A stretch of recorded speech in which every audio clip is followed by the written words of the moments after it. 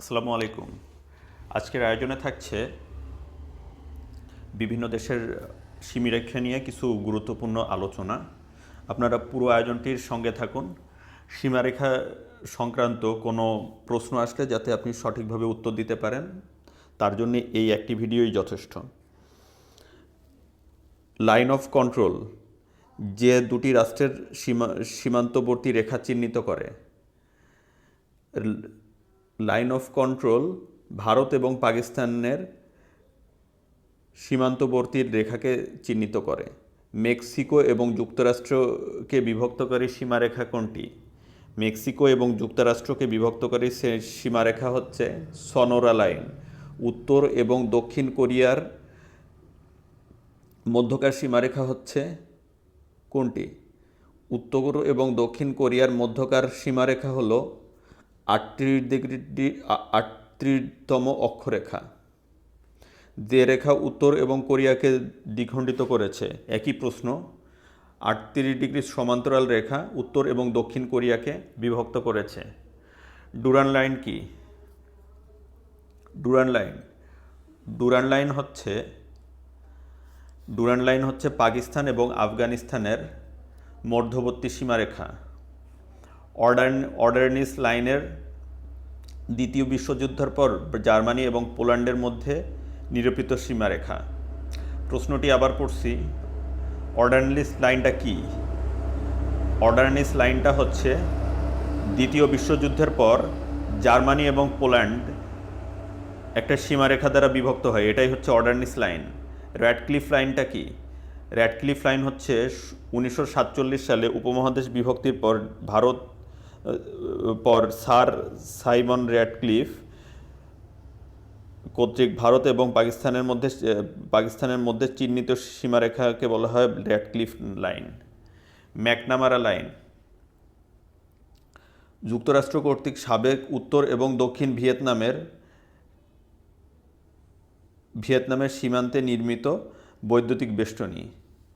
McNamara লাইনটা হচ্ছে, আবার বলছি, ম্যাকনামারা লাইনটা হচ্ছে যুক্তরাষ্ট্র নির্মিত করেছিল উত্তর এবং দক্ষিণ ভিয়েতনামের মধ্যে একটি বৈদ্যুতিক বেষ্টনী।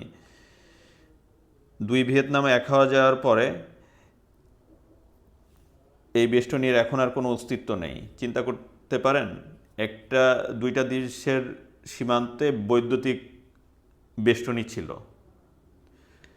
সনোরা লাইন মেক্সিকো এবং যুক্তরাষ্ট্রকে বিভক্তকারী সীমারেখা হচ্ছে সনোরা লাইন।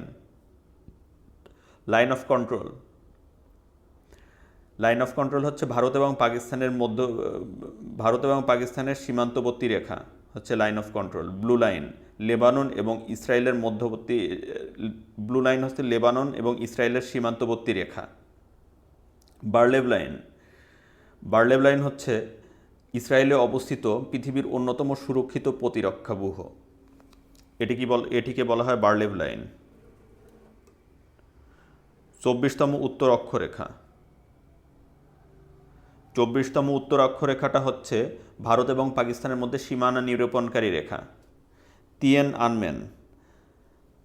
আনমেন শব্দের অর্থ হচ্ছে চিরশান্তির তোরণ। লেবানন যে দেশ থেকে স্বাধীনতা লাভ করে? লেবানন স্বাধীনতা লাভ করে হচ্ছে ফ্রান্স থেকে। কানাডার ফরাসি ভাষী জনগোষ্ঠী যে অঙ্গরাজ্যে সর্বাধিক বসবাস করে? কানাডার ফরাসি ভাষী জনগোষ্ঠী কুইবেক অঙ্গরাজ্যে সর্বাধিক বসবাস করে। ক্যাটালন যে দেশের ভাষা?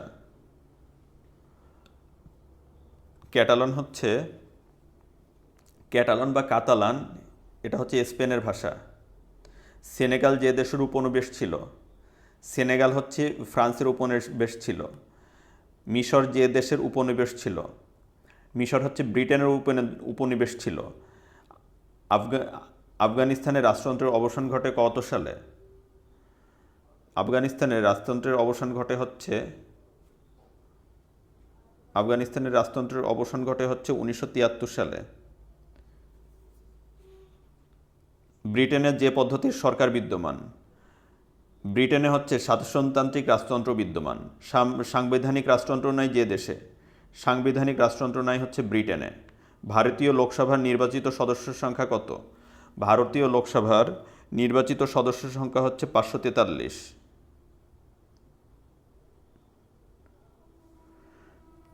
ভারতীয় পার্লামেন্টের নিম্নকক্ষের নাম কি? ভারতীয় পার্লামেন্টের নিম্নকক্ষের নাম হচ্ছে লোকসভা। সিম যে দেশের পার্লামেন্টের নাম? সিম হচ্ছে পোল্যান্ডের পার্লামেন্টের নাম। ভুটানের আইনসভার নাম কি? ভুটানের আইনসভার নাম হচ্ছে সোগডু। মহাত্মা গান্ধীর হত্যাকারী কে ছিলেন? মহাত্মা গান্ধীর হত্যাকারী ছিলেন নথুরাম গাডসে। দাসপ্রথা নিষিদ্ধ করার পর আমেরিকার যে প্রেসিডেন্টকে হত্যা করা হয়েছিল? দাসপ্রথা নিষিদ্ধ করার পর আমেরিকান প্রেসিডেন্ট আব্রাহাম লিঙ্কনকে হত্যা করা হয়েছিল। ধন্যবাদ ভিউয়ার্স, আজকের ভিডিওটি এ পর্যন্তই। আমার ভিডিওগুলো যদি আপনাদের ভালো লেগে থাকে তবে আমার চ্যানেলটি সাবস্ক্রাইব করুন এবং নতুন নতুন ভিডিওর আপডেট পেতে পাশে থাকা বেল আইকনটি প্রেস করুন। সবাই ভালো থাকবেন, সুস্থ থাকবেন, পড়াশোনার সাথেই থাকবেন, অযথা সময় নষ্ট করবেন না। আপনাদের সবার জন্য শুভকামনা জানিয়ে আজকের ভিডিও এখানেই শেষ করছি। আল্লাহ হাফেজ।